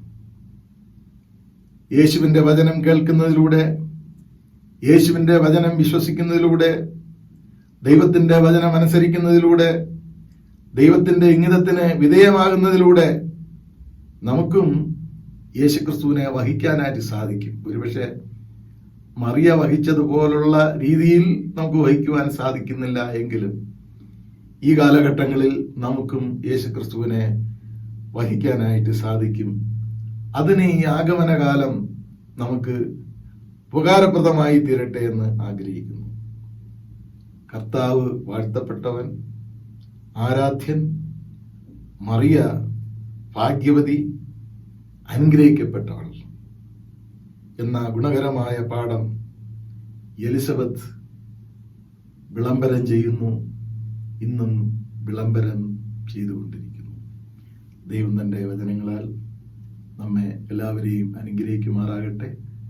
പ്രത്യേകിച്ച് ഈ കാലഘട്ടം നമുക്ക് നന്മയായും ഗുണകരമായും ഭവിക്കട്ടെ എന്ന് ആഗ്രഹിക്കുന്നു, പ്രാർത്ഥിക്കുന്നു. നമുക്ക് പ്രാർത്ഥിക്കാം. ഒന്നാം വരവിലൂടെ ഒരു ശിശുവായി ലോകത്തിൽ വെളിപ്പെട്ട് മനുഷ്യനെ രക്ഷിച്ച ഞങ്ങളുടെ കർത്താവേ, അങ്ങ് ശിശുവായി ലോകത്തിൽ വന്നപ്പോൾ അങ്ങയെ ചുമന്ന ആ ഭാഗ്യകരമായ അവസ്ഥയെ ഞങ്ങൾ ഓർക്കുന്നു. ആ മറിയെ ഞങ്ങൾ ഓർത്ത് ദൈവത്തിന് സ്തോത്രം പറയുന്നു. അവൾ ഭാഗ്യവതിയാണ്, അനുഗ്രഹിക്കപ്പെട്ടവളാണ്. ആ ബഹുമാനം എപ്പോഴും സഭയ്ക്കും വിശ്വാസികൾക്കും ഉള്ളതുകൊണ്ട് ഞങ്ങൾ ദൈവത്തിന് സ്തോത്രം പറയുന്നു. കർത്താവെ, അങ്ങ് കർത്താവാണ്, അങ്ങ് രക്ഷിതാവാണ്.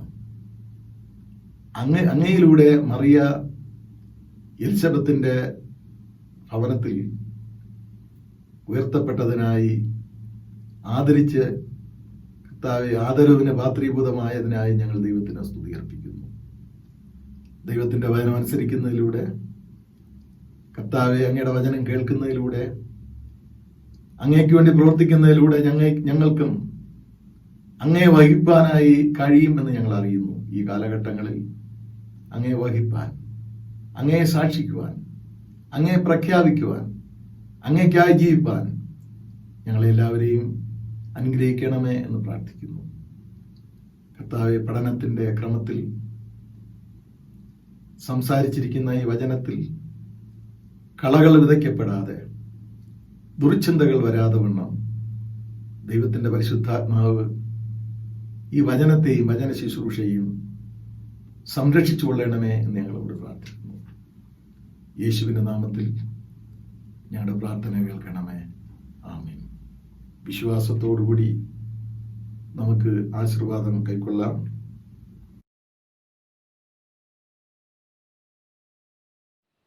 നിഖ്യാവിശ്വാസ പ്രമാണം. സർവശക്തിയുള്ള പിതാവായി ആകാശത്തെയും ഭൂമിയെയും കാണപ്പെടുന്നവയും കാണപ്പെടാത്തവയുമുള്ള സകലത്തെയും സൃഷ്ടിച്ചതായ ഏകദൈവത്തിൽ ഞാൻ വിശ്വസിക്കുന്നു. ദൈവത്തിൻ്റെ ഏകജാതനായ പുത്രനായി ഏകർത്താവായ യേശുവിൽ ഞാൻ വിശ്വസിക്കുന്നു. അവൻ സർവ്വലോകങ്ങൾക്കും മുമ്പേ തൻ്റെ പിതാവിൽ നിന്നും ജനിക്കപ്പെട്ടവൻ, ദൈവത്തിൽ നിന്നും ദൈവം, പ്രകാശത്തിൽ നിന്നും പ്രകാശം, സത്യദൈവത്തിൽ നിന്നും സത്യദൈവം, ജനിക്കപ്പെട്ടവൻ, ഉണ്ടാക്കപ്പെട്ടവനല്ല, പിതാവിനോട് ഏകത്വമുള്ളവൻ. അവനാൽ സകലമുണ്ടായി. അവൻ മനുഷ്യരായ നമുക്കും നമ്മുടെ രക്ഷയ്ക്ക് വേണ്ടി സ്വർഗത്തിൽ നിന്ന് ഇറങ്ങി, പരിശുദ്ധാത്മാവിനാൽ കന്യാമറിയിൽ നിന്ന് അവതരിച്ച് മനുഷ്യനായി തീർന്നു. പൊന്തിയോസ് പിലാത്തോസിന് കീഴിൽ നമുക്ക് വേണ്ടി ക്രൂശിക്കപ്പെട്ടു. അവൻ കഷ്ടപ്പെട്ടു, അടക്കപ്പെട്ടു. തിരുവെഴുത്തുകളിൻ പ്രകാരം 3-ാം ദിവസം ഉയർത്തെഴുന്നേറ്റു, സ്വർഗത്തിലേക്ക് കയറി പിതാവിൻ്റെ വലത്ത് ഭാഗത്തിരിക്കുന്നു. അവൻ ജീവനുള്ളവരെയും മരിച്ചവരെയും ന്യായം വിധിപ്പാൻ മതത്തോടെ വീണ്ടും വരും. അവൻ്റെ രാജ്യത്തിന് അവസാനമുണ്ടാകുകയില്ല. കർത്താവും ജീവിപ്പിക്കുന്നവനും പിതാവിൽ നിന്നും പുത്രനിൽ നിന്നും പുറപ്പെടുന്നവനും പിതാവിനോടും പുത്രനോടും കൂടെ വന്ദിക്കപ്പെട്ട് മാറ്റപ്പെടുന്നവനും പ്രവാചകനെ പറയിച്ചതുമായ പരിശുദ്ധാത്മാവിൽ ഞാൻ വിശ്വസിക്കുന്നു. കാത്തോലിക്കും അപ്പോസ്തലികമായ ഏകവിശ്വാസ സഭയിൽ ഞാൻ വിശ്വസിക്കുന്നു. പാപമോചനത്തിനുള്ള ഏക ബപ്തിസ്മയെ ഞാൻ അനുസരിക്കുന്നു. മനുഷ്യരുടെ പരിധാനത്തിനും വരുവാൻ ലോകത്തെ ജീവനും ഞാൻ കാത്തിരിക്കുന്നു. ആമേൻ.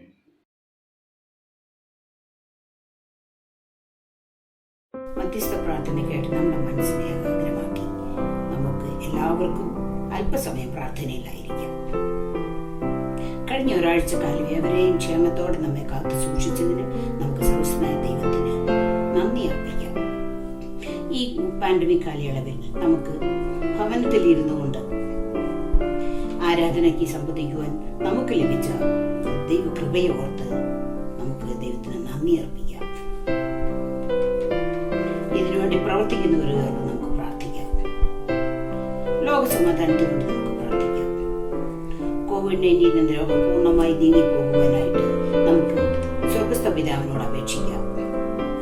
സ്വർഗീയ സമാധാനം ലോകത്തിലെവിടെയും വരണമേ എന്ന് നമുക്ക് കർത്താവിനോട് അപേക്ഷിക്കാം. നമ്മുടെ രാജ്യത്തിന് വേണ്ടി നമുക്ക് പ്രാർത്ഥിക്കാം. രാജ്യത്തിലെ എല്ലാ ഭരണാധികാരികൾക്കും എല്ലാ മേലധികാരികൾക്കും വേണ്ടിയും അവർ നീതിന്യായത്തോടെ രാജ്യം ഭരിക്കേണ്ടതിനായിട്ട് നമ്മുടെ ദൈവത്തോട് നമുക്ക് അപേക്ഷിക്കാം. ആശ്രമങ്ങൾ, വൈദിക സെമിനാരികൾ, മിഷൻ വേല ചെയ്യുന്നവർ, സിസ്റ്റർഹുഡ്, ആശ്രയ സ്കൂൾ, ലീസ ഹോം, ഇങ്ങനെയുള്ളവരുടെ പ്രവർത്തനത്തിനായിട്ട് നമുക്ക് കർത്താവിനോട് പ്രാർത്ഥിക്കാം. കർത്തശുശ്രൂഷ ചെയ്യുന്ന എല്ലാ പുരോഹിതന്മാരെയും നമുക്ക് ഓർക്കാം. അവരുടെ കുടുംബങ്ങളെയും അവരെയും അനുഗ്രഹിക്കണമേ എന്ന് നമുക്ക് കർത്താവിനോട് അപേക്ഷിക്കാം. നമ്മുടെ സഭയ്ക്ക് വേണ്ടി നമുക്ക് പ്രാർത്ഥിക്കാം. സഭയിലെ ഓരോ വ്യക്തികളെയും വ്യക്തിയായും കുടുംബമായി അനുഗ്രഹിക്കണമേ എന്ന് നമുക്ക് അപേക്ഷിക്കാം. സഭയിലെ കൊച്ചുകുഞ്ഞുങ്ങളെ ഓർത്ത് നമുക്ക് പ്രാർത്ഥിക്കാം. ഓരോ കൊച്ചുകുഞ്ഞുങ്ങളെ ബാലാഷ്ടിയിൽ നിന്ന് വിടുവിച്ച് ആരോഗ്യത്തോടെ വളരുവാൻ അവരെ സഹായിക്കണമേ എന്ന് നമുക്ക് പ്രാർത്ഥിക്കാം. സൺഡേ സ്കൂൾ കുഞ്ഞുങ്ങളെ ഓർത്ത് നമുക്ക് പ്രാർത്ഥിക്കാം. ഓരോ കുഞ്ഞുങ്ങളും വചനം പഠിച്ച് അതവരുടെ വാർദ്ധക്യത്തിലും പ്രയോജനമുള്ളതാക്കി തീർക്കണമേ എന്ന് നമുക്ക് പ്രാർത്ഥിക്കാം. സൺഡേ സ്കൂൾ അധ്യാപകർ, യുവജന സഖ്യം, സർവജന സഖ്യം, കായിക സംഘം, ചർച്ച് കമ്മിറ്റി, ബിൽഡിംഗ് കമ്മിറ്റി, ഇങ്ങനെയുള്ള എല്ലാവർക്കും വേണ്ടി നമുക്ക് പ്രാർത്ഥിക്കാം. സ്കൂളിലും കോളേജിലും പഠിക്കുന്ന കുട്ടികൾ, വീട്ടിലിരുന്ന് ജോലി ചെയ്യുന്നവർ, ഓഫീസിൽ പോയി വരുന്നവരെയും ഓർത്ത് നമുക്ക് പ്രാർത്ഥിക്കാം. പല അസുഖങ്ങളായിട്ടുള്ളവരെ ഓർത്ത് നമുക്ക് പ്രാർത്ഥിക്കാം. ബിജി, നിമ്മയുടെ പപ്പ, ലിൻസിയുടെ പപ്പ, ഗ്രേസ്, നിമു, അവർക്ക് ഈ ആശ്വാസവും ആരോഗ്യവും നൽകണമേ എന്ന് നമുക്ക് പ്രാർത്ഥിക്കാം. നമ്മുടെ പ്രോജക്റ്റിനെ ഓർത്ത് നമുക്ക് പ്രാർത്ഥിക്കാം. നമ്മുടെ ആലയത്തിന്റെ പണിയെ എത്രയും വേഗത്തിൽ, യാതൊരു പ്രോബ്ലവും ഇല്ലാതെ വേഗത്തിൽ തീർക്കുവാനായിട്ട് സഹായിക്കണമേ എന്ന് നമുക്ക് ദൈവത്തോട് അപേക്ഷിക്കാം. നമ്മൾ സത്യരാജനെ അച്ഛനെ ഓർത്തും ചെറിയ ജോൺ അച്ഛനെ ഓർത്തും നമുക്ക് പ്രാർത്ഥിക്കാം. അവരുടെ കുടുംബങ്ങളെയും അനുഗ്രഹിക്കണമേ എന്ന് നമുക്ക് പ്രാർത്ഥിക്കാം. വാർദ്ധക്യത്തിലിരിക്കുന്നവരെ ഓർത്ത് നമുക്ക് പ്രാർത്ഥിക്കാം. വാർദ്ധക്യത്തിൽ നല്ല ഫലം കായ്ക്കുന്നതായി ആരോഗ്യത്തോടെ ഇരിക്കുവാൻ സഹായിക്കണമേ എന്ന് നമുക്ക് പ്രാർത്ഥിക്കാം. സർവ്വസൃഷ്ടിയുടെ ഉടമയായ ഞങ്ങളുടെ സ്വർഗ്ഗസ്ഥ പിതാവായ ദൈവമേ, ഞങ്ങൾ ചോദിക്കുന്നതിന് മുൻപേ അവിടുന്ന് ഞങ്ങളുടെ ആവശ്യങ്ങളെല്ലാം അറിഞ്ഞിരിക്കുകയാൽ നന്ദിയോടെ സ്തുതിക്കുന്നു. ചോദിക്കുന്നവയൊക്കെയും ചോദിക്കുന്നതിലുള്ള ഞങ്ങളുടെ അജ്ഞതയും അവിടുന്ന് അറിയുന്നുമില്ല. ഞങ്ങളുടെ അജ്ഞത മൂലം പല ആവശ്യങ്ങൾ മുൻപാകെ സമർപ്പിക്കാൻ കഴിയുന്നില്ല. ഞങ്ങളുടെ ആവശ്യങ്ങളെല്ലാം അറിഞ്ഞിട്ട് ഉത്തരമല്ലണമേ എന്ന് വേഗം വരുന്നവനായ കർത്താവ് യേശുക്രിസ്തു നാമത്തിൽ അപേക്ഷിക്കുന്നു. ആമേൻ.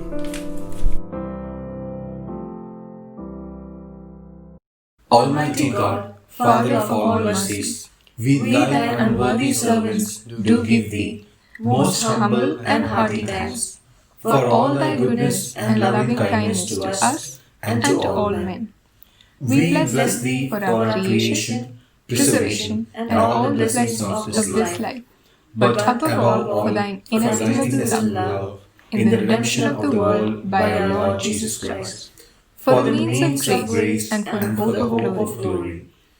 And we beseech thee, give us that due sense of all thy mercies, that our hearts may be unfeignedly thankful, and that we show forth thy praise, not only with our lips, but in our lives, by giving up ourselves to thy service, and by walking before thee in holiness and righteousness all our days.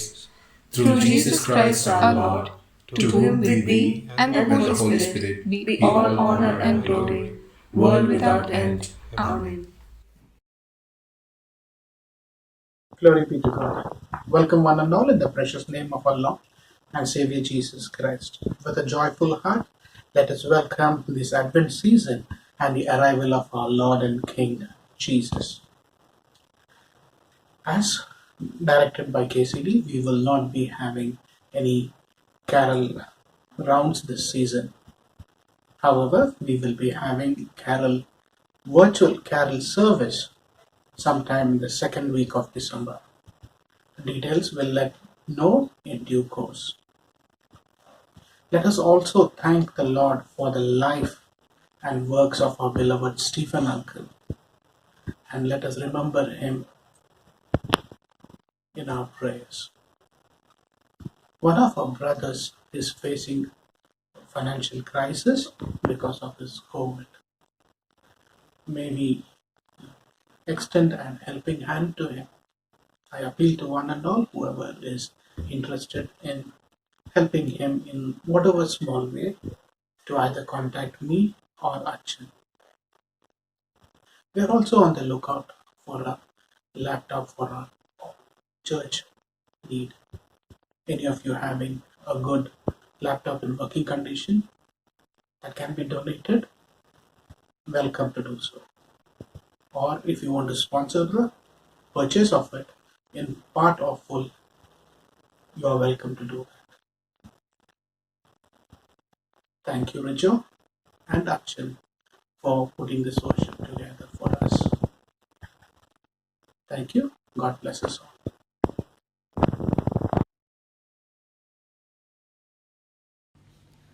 സ്വർഗസ്ഥനായ ഞങ്ങളുടെ പിതാവേ, നിന്റെ നാമം വിശുദ്ധീകരിക്കപ്പെടണമേ. നിന്റെ രാജ്യം വരേണമേ. നിന്റെ ഇഷ്ടം സ്വർഗത്തിലെ പോലെ ഭൂമിയിലും ആകണമേ. ഞങ്ങൾക്ക് ആവശ്യമുള്ള ആഹാരം ഇന്ന് തരണമേ. ഞങ്ങളുടെ കടക്കാരോട് ഞങ്ങൾ ക്ഷമിച്ചിരിക്കുന്നത് പോലെ ഞങ്ങളുടെ കടങ്ങൾ ഞങ്ങളോട് ക്ഷമിക്കണമേ. ഞങ്ങളെ പരീക്ഷയിൽ കടത്താതെ ദുഷ്ടങ്കിൽ നിന്ന് ഞങ്ങളെ വിടുവിക്കണമേ. രാജ്യവും ശക്തിയും മഹത്വവും എന്നേക്കും നിനക്കുള്ളതല്ലോ. ആമേൻ. ദൈവത്തിന്റെ കരുണയുള്ള കൃപയിലും കാവലിലും ഞങ്ങൾ നിങ്ങളെ പരമേൽപ്പിക്കുന്നു. കർത്താവ് നിങ്ങളെ അനുഗ്രഹിച്ച് കാക്കുമാറാകട്ടെ.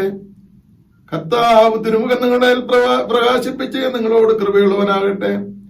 കർത്താവ് തിരുമുഖം നിങ്ങളുടെ മേൽ ഉയർത്തി നമുക്കെല്ലാവർക്കും സമാധാനം നൽകുമാറാകട്ടെ. നമ്മുടെ കർത്താവായ യേശുക്രിസ്തുവിന്റെ കൃപയും ദൈവത്തിന്റെ സ്നേഹവും പരിശുദ്ധാത്മാവിന്റെ കൂട്ടായ്മയും നാം എല്ലാവരോടും കൂടെ ഇരിക്കുമാറാകട്ടെ. ആമേൻ.